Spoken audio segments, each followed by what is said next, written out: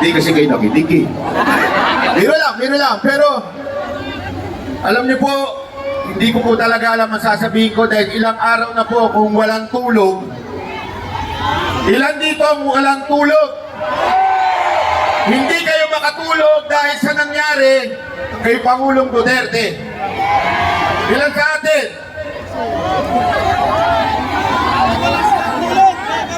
Alam nyo, mga kababayan, sinabihan po tayo dito na huwag po tayo magsasalita ng hindi maganda dahil baka may mga nakapaligid na mga pulis na handang dakpin ang lalaban.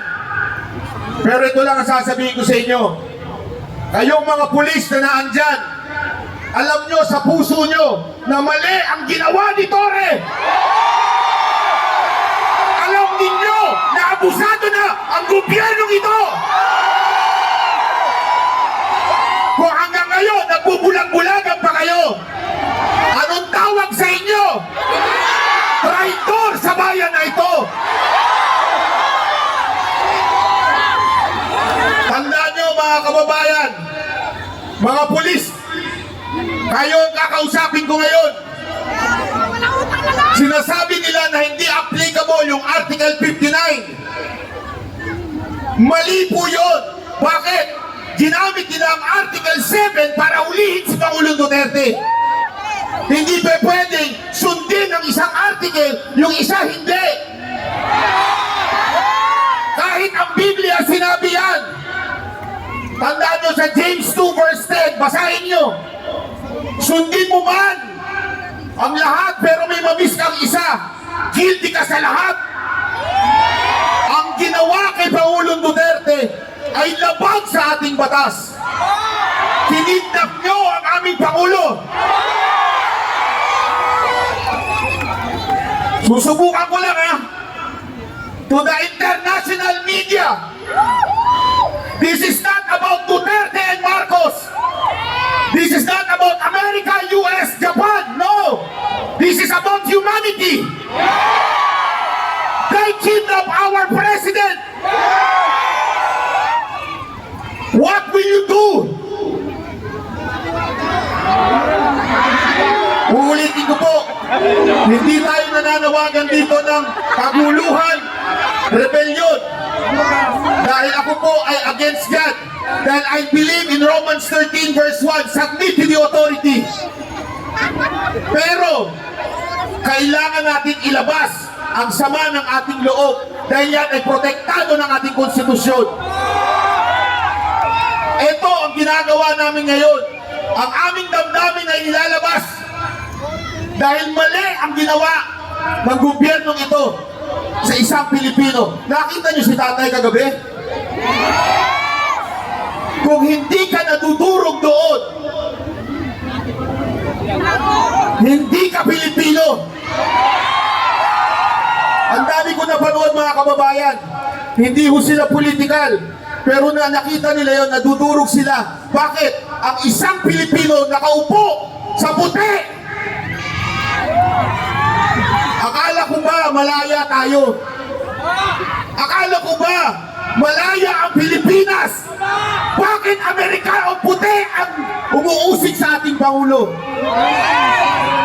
Hindi kami nagagalit kung gusto nyo usigin sa Korte ng Pilipinas.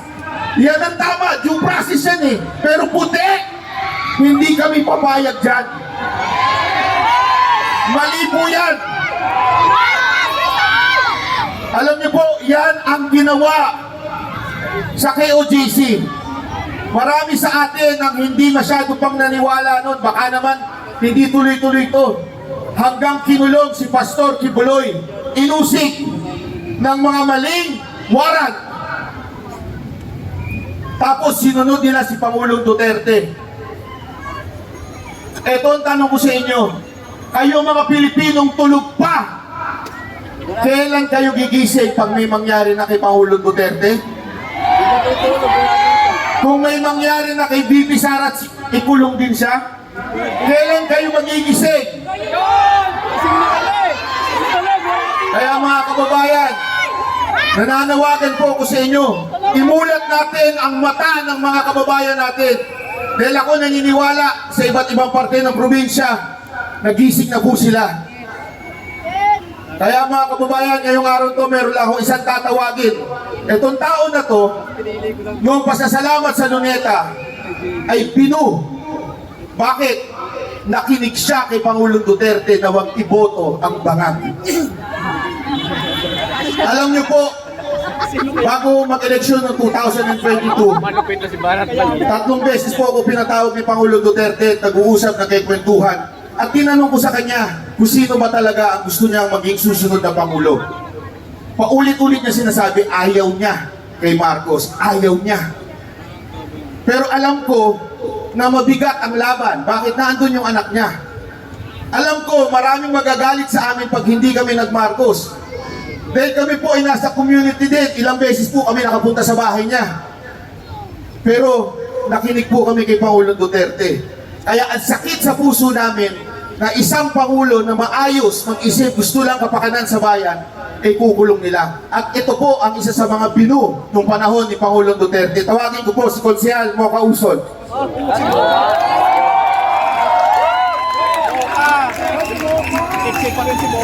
Duterte! Duterte!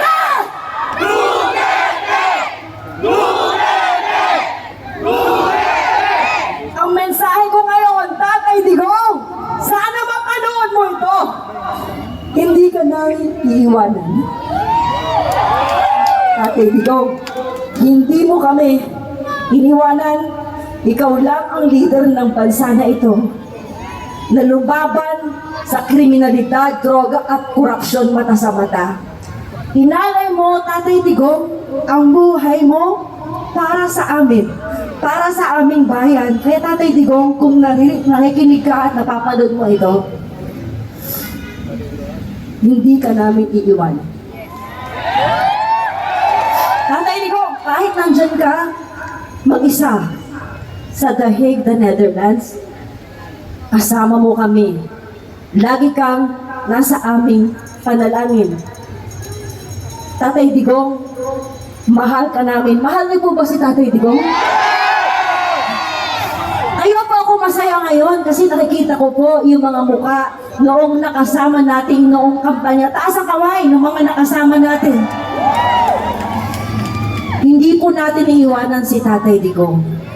Panghuli na lamang po, ngayon ako ay gustong kausapin po ang ating mga OFWs. May OFWs po dito at mga nanonood na mga kababayan po natin.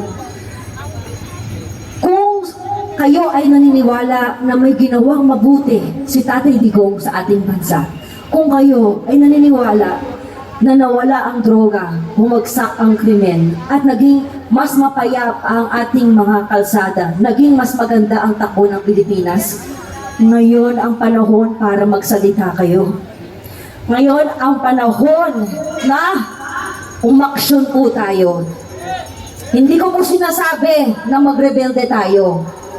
Kahit isang tao lang ang pumunta rito, pupunta ako. Tanutin po ba kayo? Iparamdam po natin kay Tatay Digong ang ating pagmamahal at hindi po natin siya iiwanan. Ayun lamang po, maraming salamat po.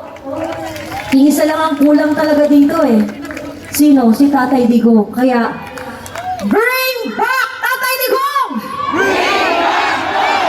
Bring PRRD home! Diyos na po ang bahala. Sabi sa Biblia, hindi mo ba? Vengeance is the Lord's. Maraming salamat po.